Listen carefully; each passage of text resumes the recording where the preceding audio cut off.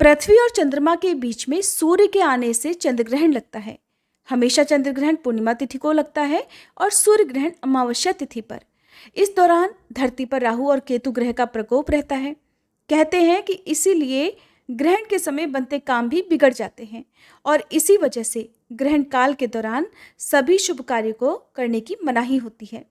चंद्र ग्रहण के समय बहुत सारी सावधानियां बरतने की भी आवश्यकता होती है।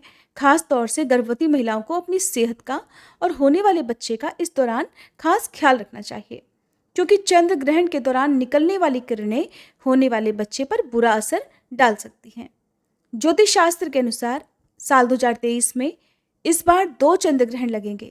तो आपको बताते हैं इस बार लगने वाले दोनों ही चंद्र ग्रहण की तिथि के बारे में, कब से कब तक ग्रहण रहेगा, सूतक काल कब से प्रारंभ होगा, कब समाप्त होगा, और इस साल लगने वाले दोनों ही चंद्र ग्रहण क्या हमारे देश में दिखाई देंगे या नहीं देंगे, और ये ग्रहण दुनिया के किन किन हिस्सों में दिखाई देने वाले हैं।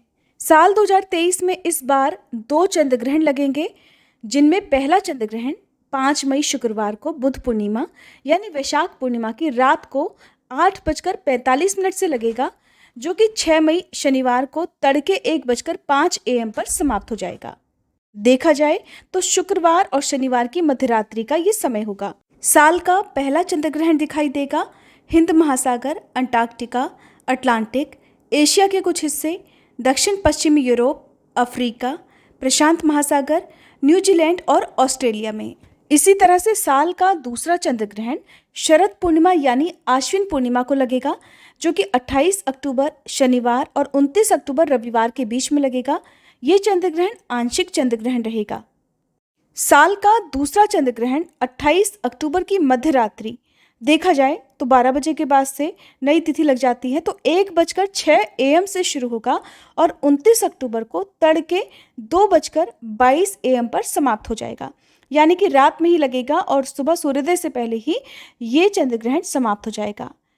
चंद्र ग्रहण का सूतक 9 घंटे पहले प्रारंभ हो जाता है, इसलिए साल के पहले चंद्र ग्रहण का सूतक काल प्रारंभ होगा 5 मई शुक्रवार की सुबह 11:45 से, जो कि ग्रहण की समाप्ति के साथ ही समाप्त भी हो जाएगा।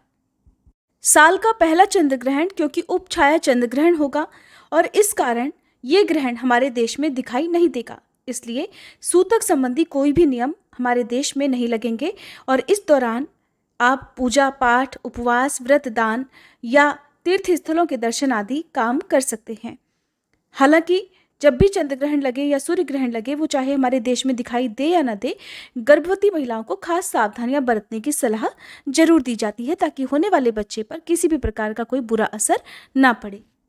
साल का जो दूसरा चंद्र ग्रहण होगा वो खंडग्रास चंद्र ग्रहण होगा और हमारे देश में दिखाई भी देगा और इसका सूतक भी हमारे देश में मान्य रहेगा।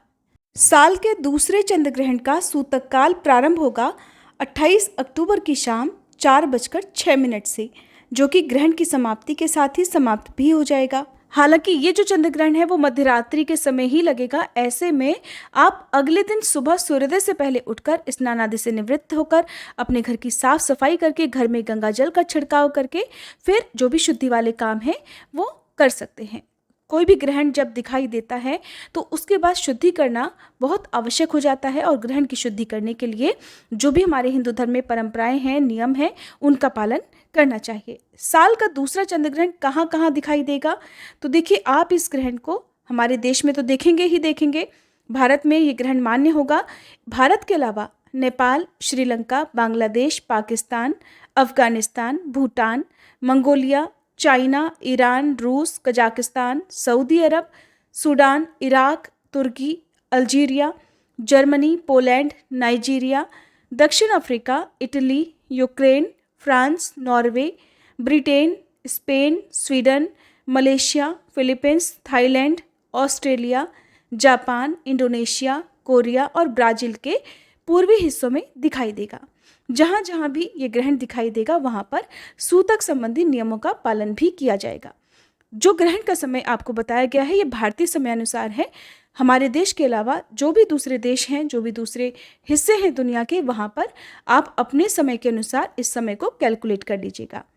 किसी भी ग्रहण की समाप्ति के बाद खास तौर पर गर्भवती महिलाओं को स्नान जरूर करना चाहिए। स्नान करते समय गंगा जल मिलाकर स्नान करें और उसके बाद साफ स्वच्छ वस्त्र धारण करके मंदिर में पूजा करें।